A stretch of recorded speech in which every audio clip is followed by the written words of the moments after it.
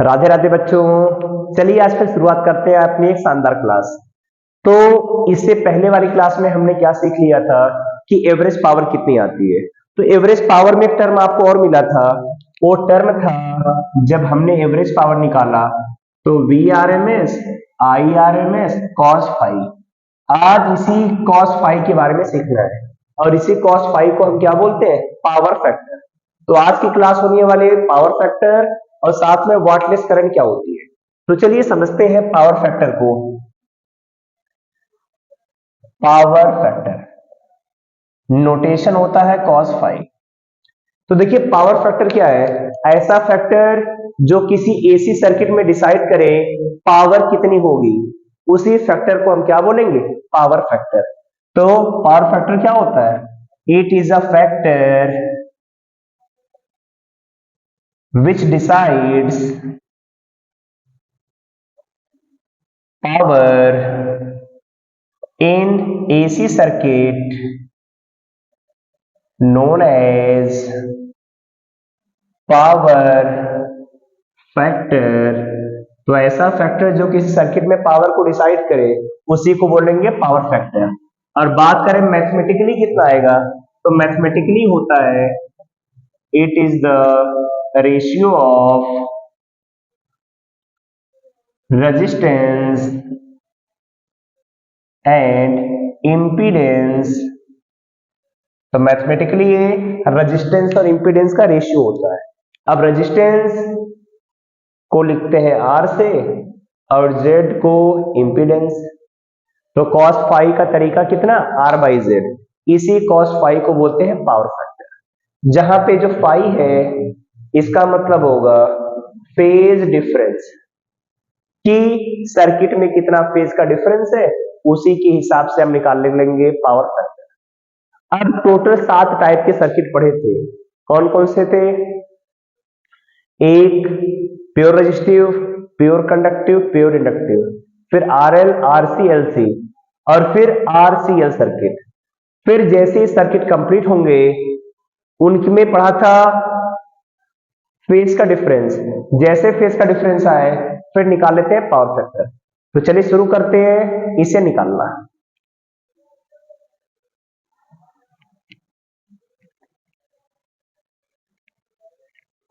तो हेडिंग डाली सभी power factor for different circuits.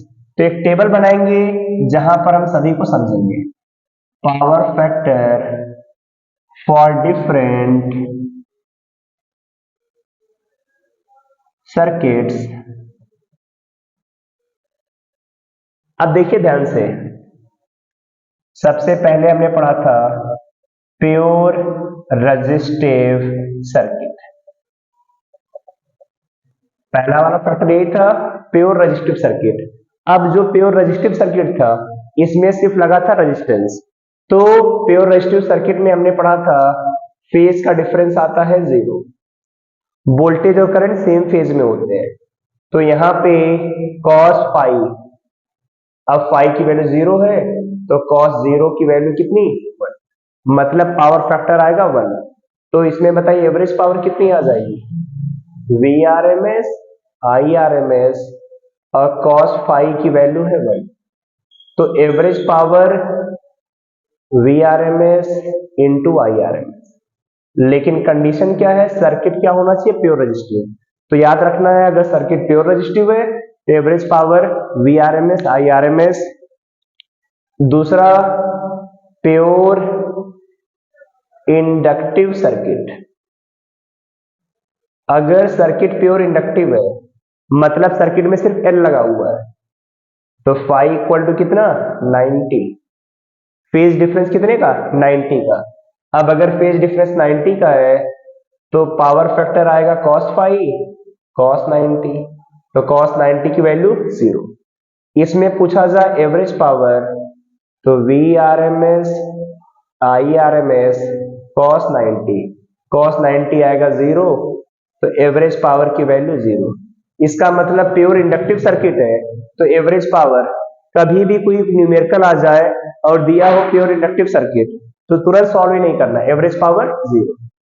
और एमसीक्यू में भी यही क्वेश्चन बहुत आता है, प्योर इंडक्टिव सर्किट में एवरेज पावर कितनी आएगी? तो कुछ फार्मूला नहीं, सीधे एवरेज पावर 0। तीसरा बनता है प्योर कैपेसिटिव सर्किट। अब इसमें भी पढ़ा है कि फेज डिफरेंस 90 का। अब फेज 90 का है तो इधर cos 90 0, तो एवरेज पावर Vrms, Irms और cos 90 की वैल्यू 0, तो एवरेज पावर इसमें भी 0। तो ऐसे कौन से दो सर्किट है जिसमें पावर फैक्टर 0? एक प्योर इंडक्टिव, एक प्योर कैपेसिटिव। जब पावर फैक्टर 0 तो एवरेज पावर भी 0।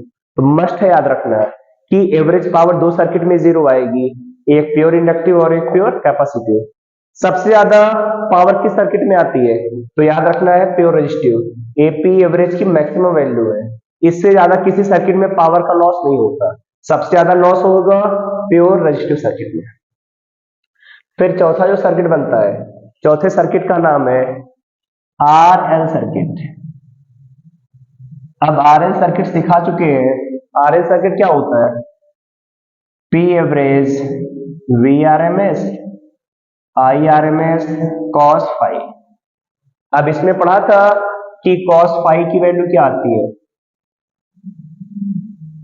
अब देखिए कॉस फाई की वैल्यू आर बाई जेड, और इसी जेड को हम बोलते हैं इम्पीडेंस। तो जल्दी से बताइए आरएल में जेड की वैल्यू कितनी थी? R square plus XL square. ये आ जाएगी एवरेज पावर। तो एवरेज पावर आरएल में V R M S, I R M S, cos phi R by Z, Z root R square plus XL square. फिर बचता है प्योर, प्योर नहीं, RC circuit. क्या आएगा? Average power V R M S, I R M S और इधर cos phi R by Z. तो इसमें V R M S, I R M S, R और जेड को root R square plus X C का square. ए आ जाएगी average power. अगर circuit कैसा है? आरसी, तो आरसी में V R M S, I R M S, R by Z, Z root R square plus X C square. Complete कर लेंगे। तो जल्दी से नोट करिए, फिर दो सर्किट और आते हैं।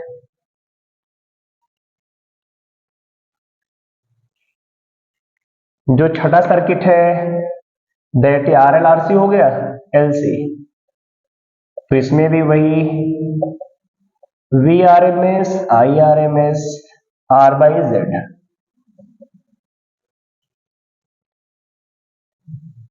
जेड की वैल्यू एक्सएल, डिफरेंस एक्ससी। तो एवरेज पावर कितनी आएगी? V R M S, I R M S, R by XL minus XC. और लास्ट बचता है एलसीआर, मोस्ट इंपॉर्टेंट सर्किट। तो average power V R M S, I R M S, cos phi R by Z. तो Z की value आएगी root R square plus XL difference XC का स्क्वायर। ये होगा एवरेज पावर किस सर्किट में? अगर सर्किट हमारे पास एलसीआर है, तो एलसीआर सर्किट में average power V R M S, I R M S, R by root R square plus XL difference XC का स्क्वायर। याद हो जाएगा, ए पावर फैक्टर हो जाएगा पूरी साइकिल में। तो सातों में सीख लिया। ये वैल्यूज आप प्रिपेयर करके रखिए, तो इन्हीं की हेल्प से आप आगे कोई भी क्वेश्चन आए कर सकते हैं। ठीक है पावर वाले, अब इन्हें कंप्लीट करिए। फिर सीखते हैं, छोटा सा टॉपिक है wattless current.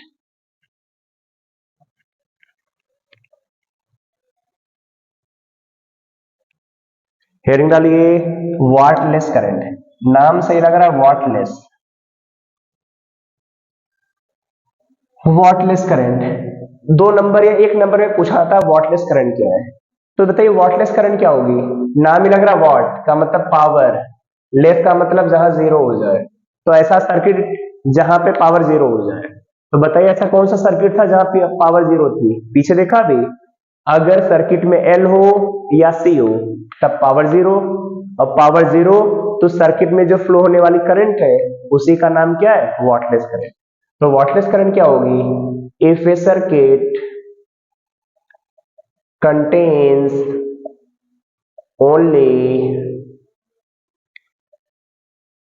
L or C.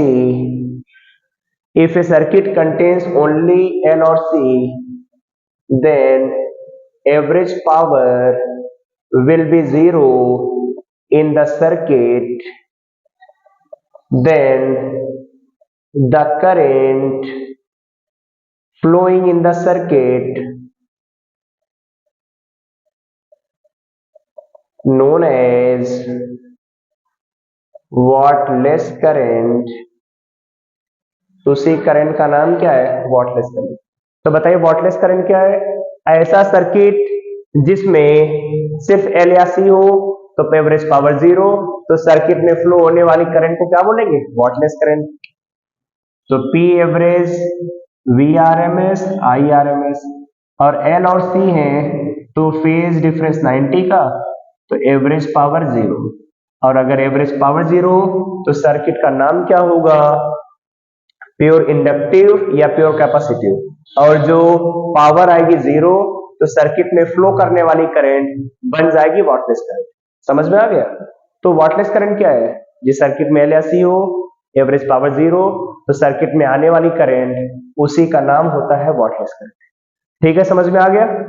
अब आपको अगली क्लास तक इतने टॉपिक अच्छे से प्रिपेयर कर डालते हैं। फिर अगली क्लास में स्टार्ट करेंगे हम अगला इंपॉर्टेंट टॉपिक ट्रांसफार्मर। बहुत इंपॉर्टेंट है, बोर्ड में 3 नंबर, 4 नंबर, 5 नंबर में कई बार आया हुआ है। प्रिंसिपल वर्किंग कैसे काम करेगा और न्यूमेरिकल के साथ में मजे से अगली क्लास में सीखेंगे। तब तक अच्छे से पढ़ते रहिए, इतना रिवाइज करके आइए। मिलेंगे सभी से अगली क्लास में, तब तक के लिए बाय बाय।